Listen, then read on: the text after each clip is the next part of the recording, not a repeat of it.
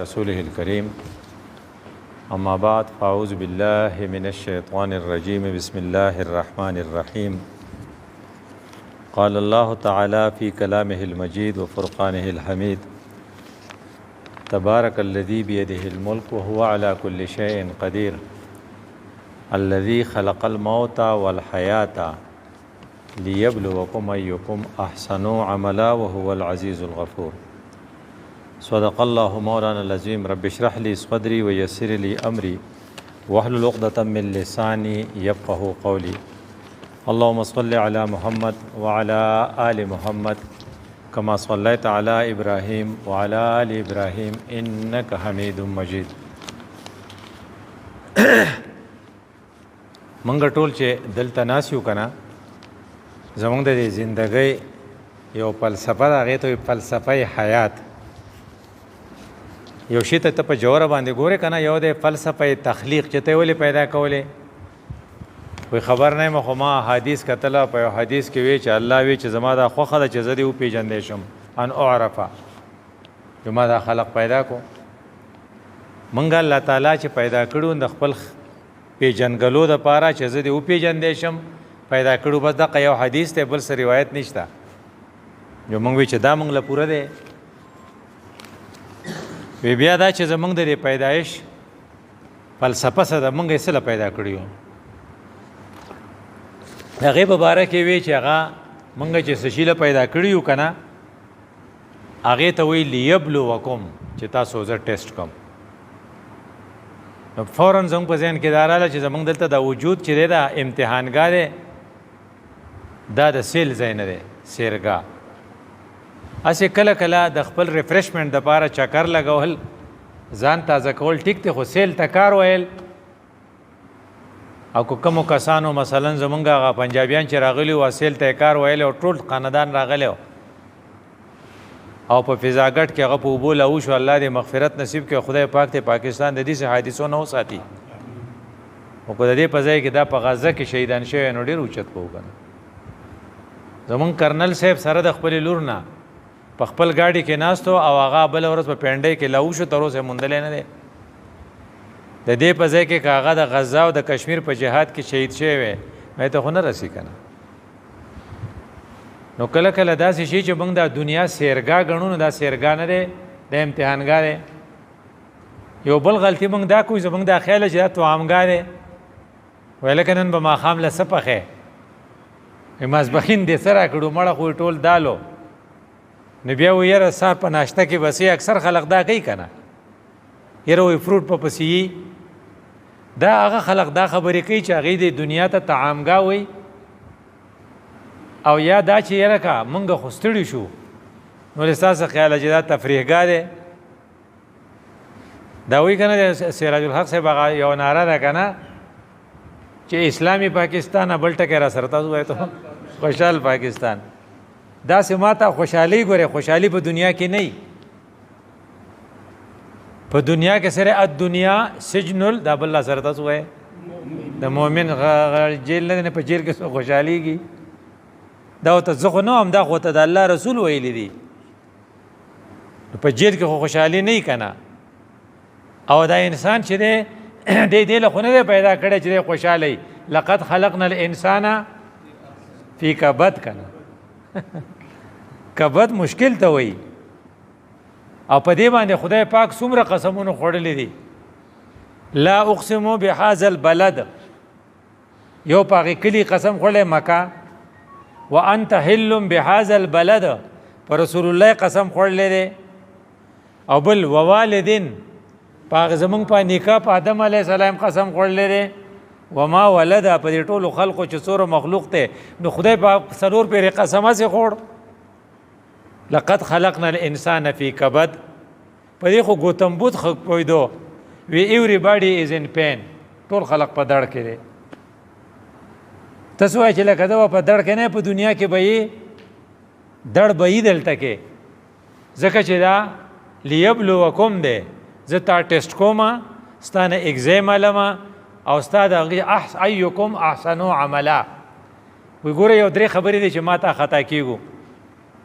او که فرض که زمونږ د دې دغه په نتیجه کې خطای ختم شي. لکه نمبر 1 لومبۍ خبره دا ده چې زمونږه ټوله توجه په دنیا ده، حالانکہ موږ له په آخرت توجه پکار ہوا.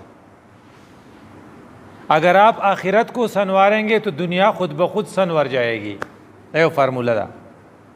خو موږ وایو چې نه دنیا، موږ وایو که نه پہلے اعمال کو سنوارے، پکار داوا پہلے اعمال کو سنوارے اور پھر حالات کو سنوارے، یا حالات خود بخود سنور جائیں گے. تا اعمال ټیک کنا نو حالات به بخپله ټیک شي. مونږ سوایو چې حالات ټیک شي نو مونږ به خیری شروع کوم. ورګه کنه چې زه دا پاند واخلم بیا به حج لازم، او ورګه چې د الګ په نوکری شي بیا به اجتماع لازم. او زه تحریک مهنت دغه فارم ډکومه، خو ورګه کنه چې زه د نوکری نه خو لږ وزګار شم، نو هغه وایي نه ته خطا کیږي. آپ اعمال کو سنوارے، حالات خود بخود سنور جائیں گے. او چې کله ته اعمال نه سنوار کې او په حالاتو ر سنوار کولو پته مې چې حالات ټیک شي نو بیا به وکړو. نو هغه کس ریټایر شو، نو ما ته اوس خو حج له لاړ شه که نه، نو هغه وی چې لاړ به شم که نه، نو بیا وی چې زه خو مې زوی جاپان ته لیږم. نو هغه چې که ډیګرۍ لځي نو هغه پیسې خو ټولې په هغې ولګېدې. نو چې ته حج له نه ځې نو الله وایي چې زه خو تا ته وامه چې ته به حج له راځې، خو که نه راځې ومن کفره، دا خو ته کفر کوې. فإن الله غني عن العالمین، زما راته هم څه کنډه نشته. نو که تا ویله چې زه به بلاول حج وکړم نو خدای پاک به دې بچي له هسې بندوبست کړی. نو ما تا چې په کومو خبرو کې خطا کېږو نو یو خبره پکې دا ده چې موږ په دې کې خطا کېږو چې زموږ دا خیال دی چې کله حالات ټیک شي نو زه به ټیک شم، حالانکہ اعمال ٹک کا چاہے حالات تی ٹک شی. دویمو چې موږ په کومه خبره کې خطا کیږو، ہم کہتے ہیں کہ دنیا کو سنواریں گے تو پھر آخرت سنور جائے گا. دا دنیا چې زمونږ ټیک شي کنه نوکری وشي پړن میلاو شي، حالانکہ آپ آخرت کو سنوارے دنیا خود بخود سنور جائے گی. عمر بن عبدالعزیز رحمت الله علیه یو ډېر ښکلی شخصیت تیر شوی، هغه لکه د ټولې دنیا بادشاه دی، خو لکه هغه ټول توجه دې ته چې سرکاري کار به څنګه کېږي، د غریبانو خدمت به څنګه کېږي، او پڼ یو پیسه نه خوري. د دې نه مخکې ښه د ناز زندګي تیر کړې ده. نو هغې لور ته یې آواز وکړو دې خوا راشه، جوه لور یې نه راتله. نو دې ښځې ورته وې هغې ته ته څه وایې؟ وی هغه نشي راتلی چې څه وایې ما ته ووایه که نه. وی ولې نه راځي؟ وی هغې پیاز خوړلی دي، نن زمونږ کرنګولی نه و، نو په پیازو پورې ډوډۍ خوړلې ده. نو هغې ته پته ده چې بابا باندې د پیازو بوی بد لګي، نو هغه خپله خوله پټوي، نو وروستو به راځي په پیازو پورې ډوډۍ خوړه. نو د هغه له خدای پاک چې کوم زامن ورکړي وو که نه، نو هغه تقریبا 17 کسانو. نو 17 زامن وو، هغې چاپېره کړو ځان، هغو ته یې بچو که سرکاري خزانه ما په تاسو خورولی که نه، نو ډېر شی باندې به خورولی شوه. تاسو د خپل میر مقام ته وګورئ که نه، نو په خپله څه دی قومي سمنې ممبر دی، نو زوی څه دی اوس د صوبایي ممبر شو، سینیټر شو، نو رور یې څه دی؟ نو خدا خو جب دغه دې ته وایي اب دنیا کو سنوارے تو آخرت خود بخود سنور جائے گی. نو کله چې کم خلق دنیای نو هغې آخرت به، حالانکہ آپ آخرت کو سنوارے. نو عمر بن عبدالعزیز نه خپل زوی سینیټر کړی او نه ایم پی اے کړی، خپلو بچو ته وی بچو ما ته دا چانس دی چې زه خپل آخرت خراب کم او تاسو له دنیا جوړه کم، او کو فرض که ما ته تاسو له آخرت جوړ کم خپل آخرت جوړ کم، تاسو دنیا برباده شي نو خیر دی. نو ما دا دویمه لار اختیار کړې ده. نو وی کله چې هغه وفات شو نو 11 روپۍ په میراث کې پاتې شوي وې، په هغې کې خو 15 روپۍ په قبر ولګېدې، او 4 د هغې وخت چې کمې روپۍ وې، او 4 په کفن ولګېدې، نو 9 خو ترې لاړې. خو هغه بچي دومره کیپیبلیټي وپکه، دومره انټیلیجنټ او دومره ذهینانو چې هغې نوي حکومت ته د گورنران پکارو او څوک کمپیټنټ اتارټي یا کمپیټنټ کسان یعنې قابل کسان نه میلاوېدل. نو د دغه بچي ټول گورنران کړل. او بیا یو سړی خبره کوي وایي د مدینې په چوک کې ما لیدل چې هغه کم ظالمان بادشاهان چې تیر شو د هغوی بچو سوال کاو، ان کی دنیا بھی تباہ ہو گئی. او ما د عمر ابن عبدالعزیز بچی ولیدل چې هغو نه موږ چنده غوښته، نو هغې اسونه د جهاد دپاره په چنده کې راکړل، نو خو وو سره که نه. نو زمونږ یو غلطي دا ده چې مونږ د دنیا پسې لګېدلي یو نو آخرت به وروستو شي دنیا مخکې ده حالانکه کو مونږ آخرت دغه کو آخرت ټارګېټ کو دنیا په خپله ټیک کېږي دا مولان نه دي دې ته دا میسټران دا میسټر او مولا دا یو دوی فرق دی دا میسټران ورته اریان دي چېرې دی خوري څخه خوشحالی او دی چې دی هر وخت چې کوم دی بچي هم ښه خوشحالی زما خو 80,000 روپۍ تنخواه ده په هغې کې خو زما چېرته ګزاره نه کېږي وایي دی مولي صاحب له جومات والا څومره تنخواه ورکوي وایي 15,000 یا 10,000 والا ورکوي او هغه هم چې کله میاشت پس چنده کېږي نو په دې جومات کې داسې خلق چې وایي زه پکې نه ورکوم او په جومات کې داسې خلق چې موږ شریک یو که نه نو په ما په دې ملګري باندې موږ دواړه رونه یو نو موږ شریک یو نو موږ 15 روپۍ میاشت ورکوله نو اوس موږ جدا شو نو هغه سړی راپسې راغی چې 15 به دې ورکوي 15 به ده نو موږ وایي نه موږ شریک یو لا ته ګورې که نه وایي نه تاسو خو جدا یې نه وایي موږ شریک یو او هغه یو کس پکې وینا وکړه وایي زه جومات کې چنده نه ورکوم زه زما نه دې څوک والي زما دې څوک د مانځه نه منې کي خو دا مولوي صاحب بیا هم خو ښکلې زندګي تېروي او هېڅ پریشاني پې نه یاره وایي دا څه چل دی وایي دا ان کی انہوں نے آخرت کو ٹارگیٹ کیا ہے ان کی دنیا سن ور گئی ہے وایي په دې کراچۍ کې یو کس و د هغه نه سن منوره سن الله دې په خپل رحمتونه نازل او په دې کراچۍ کې یو بل کس و د هغه نه الطاف حسین نوم نو الطاف حسین نے دنیا کو ٹارگیٹ کیا چې دا ټیک شي نو هر څه به ټیک شي نو خلق به دا کوله یو کس د دې ګاډۍ والا و په دې کراچۍ کې تاسو به کراچۍ تللی یې جو غیب شو نو ډېره موده پس بیا هغه ګاډۍ ته ودرېد چې ورته چېرته تللی وې وایي چپ څه وایم وایي پټ کړی وم میخونه را باندې وخلي وو چې دومره پیسې راکړه نو څه الطاف حسین پیسې جمع کولې او منور حسن چې وفات شو نو د دې ځای نه یو پښتون سراج الحق نوم و پښتنو او د ماجرو بالته جنګونه و سراج الحق لاړ شه په کراچۍ کې اعلان وکړو په منور حسن چې چا پیسې هغه ما ته ووایي چې زه یې ورکړم آپ نے آخرت کو ٹارگیٹ کیا تو آپ کی دنیا سنور گئی نو کومو خلقو چې آخرت ټارګېټ کړی هغه شته دي